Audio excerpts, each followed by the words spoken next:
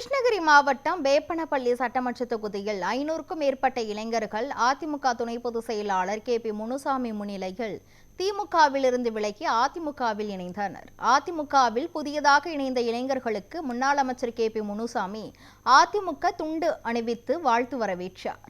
முன்னதாக 500க்கும் மேற்பட்ட இளைஞர்கள் குந்தாரப்பள்ளியிலிருந்து வேப்பனப்பள்ளி வரை இருசக்கர வாகனத்தில் அதிமுக கட்சி கொடியை கட்டிக்கொண்டு ஊர்வலமாக வந்தனர்.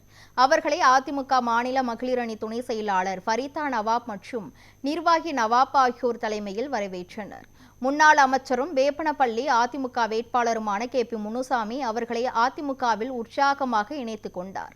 புதியதாக அதிமுகவில் இணைந்துள்ள 500க்கும் மேற்பட்டவர்களுடன் இனி அதிமுக எல்லா வகையிலும் உறுதுணையாக இருக்கும் என முன்னாள் அமைச்சர் KP முனுசாமி நம்பிக்கை தெரிவித்தார்.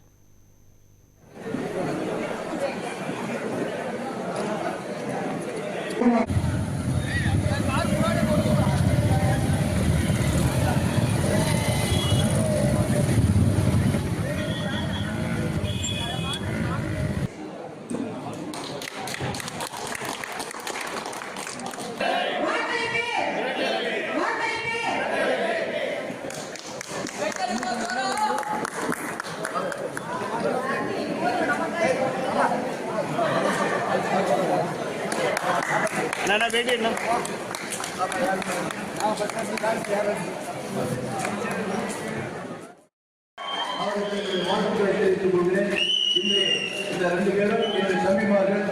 தம்பிமார்கள் கடுமையாக உழைத்து அவர் பகுதியில் சிறந்த வாக்குகளை பெற்று தந்து வெற்றியை செய்ய வேண்டும் என்று கேட்டுக்கொண்டு இன்றிலிருந்து அவர்கள் நம் குடும்பத்துடைய உறுப்பினர்கள் இணைந்து செயல்படுவோம், வெற்றி பெறுவோம்.